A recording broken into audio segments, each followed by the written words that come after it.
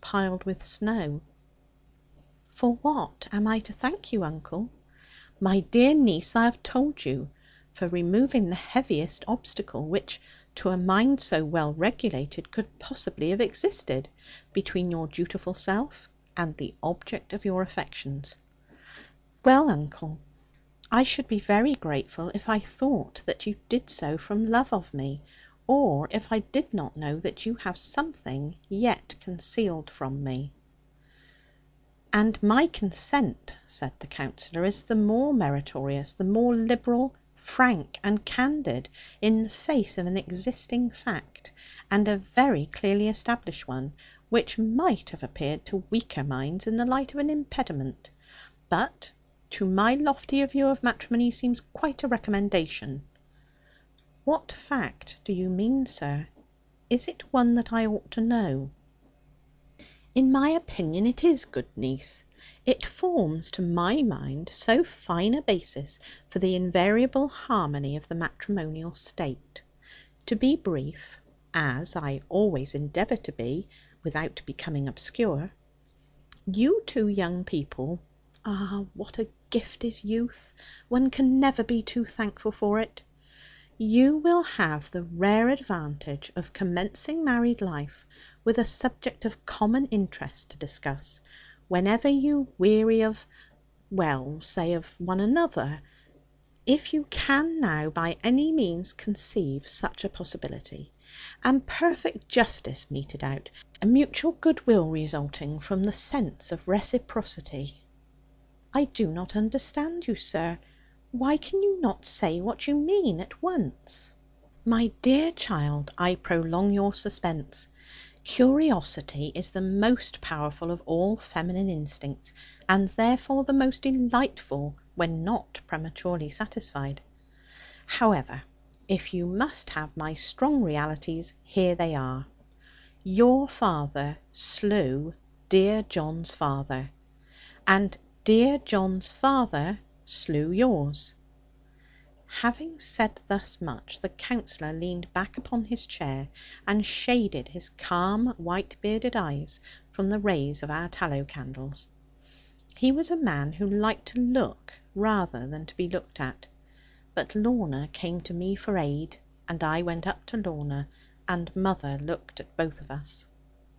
Then, feeling that I must speak first, as no one would begin it, I took my darling round the waist, and led her up to the Counsellor, while she tried to bear it bravely, yet must lean on me, or did. "Now, Sir Counsellor Doone," I said, with Lorna squeezing both my hands, "I never yet knew how, considering that she was walking all the time, or something like it. You know right well, Sir Counsellor, that Sir Ensor Doone gave approval. I cannot tell what made me think of it, but so it came upon me." "Approval to what, good rustic John? To the slaughter so reciprocal?" "No, sir, not to that, even if it ever happened, which I do not believe; but to the love betwixt me and Lorna, which your story shall not break without more evidence than your word, and even so shall never break if Lorna thinks as I do." The maiden gave me a little touch, as much as to say, "You are right, darling. Give it to him again, like that." However, I held my peace, well knowing that too many words do mischief. Then mother looked at me with wonder, being herself too amazed to speak, and the Counsellor looked with great wrath in his eyes, which he tried to keep from burning. "How say you then, John Ridd?" he cried, stretching out one hand like Elijah. "Is this a thing of the sort you love? Is this what you are used to?" "So please your worship," I answered, "no kind of violence can surprise us, since first came Doones upon Exmoor. Up to that time none heard of harm, except of taking a purse maybe, or cutting a strange sheep's throat; and the poor folk who did this were hanged, with some benefit of clergy. But ever since the Doones came first, we are used to anything." "Thou varlet!" cried the Counsellor, with the colour of his eyes quite changed with the sparkles of his fury. "Is this the way we are to deal with such a low bred clod as thou? To question the doings of our people, and to talk of clergy! What, dream you not that we could have clergy, and of the right sort too, if only we cared to have them? Tush! Am I to spend my time arguing with a plough-tail Bob?' 'If your worship will hearken to me,' I answered very modestly, not wishing to speak harshly, with Lorna looking up at me, 'there are many things that might be said without any kind of argument, which I would never wish to try with one of your worship's learning. And in the first place, it seems to me that if our fathers hated one another bitterly, yet neither won the victory, only mutual discomfiture, surely that is but a reason why we should be wiser than they, and make it up in this generation by goodwill and loving.' 'Oh, John, you wiser than your father!'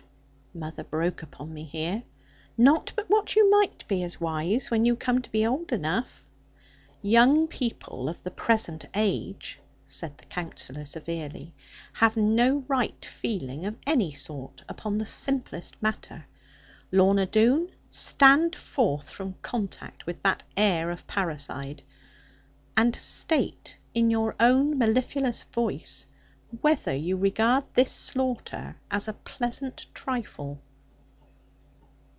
'You know without any words of mine,' she answered very softly, yet not withdrawing from my hand, 'that although I have been seasoned well to every kind of outrage among my gentle relatives, I have not yet so purely lost all sense of right and wrong, as to receive what you have said as lightly as you declared it.